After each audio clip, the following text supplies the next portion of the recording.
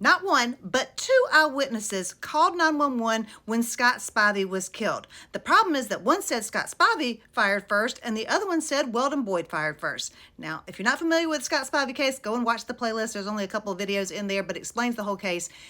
And this one is coming to a stand your ground hearing, and I do not envy the judge who has got to make this decision, especially because these 911 witnesses, they're not cooperating so much. So the judge has to decide whether or not just to let these 911 calls in without them coming to testify. So here's what they said. The first one said, there's a guy that is waving a gun in front of me trying to shoot at my car and the one beside me. He's all over the road. Now she's talking about Scott Spivey, and it appears to be during the transport time, not when they were stopped, but while they were actually driving. She later said that Spivey was shooting at the truck that Boyd was in, and she saw glass flying.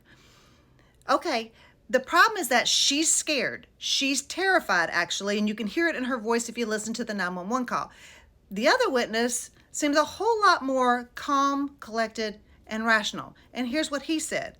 A guy got out of his truck. He's in a black truck. He got out of his truck with a pistol drawn. The slide was open. He told the guy, do not follow me anymore.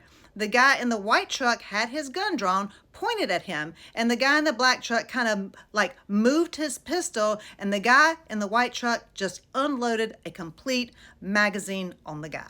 Now, I can tell you that this guy's statement aligns more with the physical evidence, but the judge has to decide whether or not these statements can come in or whether they're hearsay. Now, they can come in under a business records exception.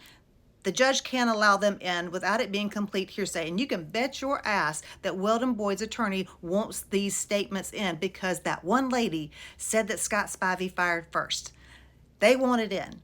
Mark Tinsley, who's representing the family, says, hey, I don't have a chance to cross-examine these people. I can't tell whether they're credible or if these statements are actually true. I need to cross-examine them. So the judge took it under advisement, and he's going to rule on it hopefully tomorrow. Then they're going to schedule this stand your ground hearing hopefully in December. But that's the update on the Scott Spivey case.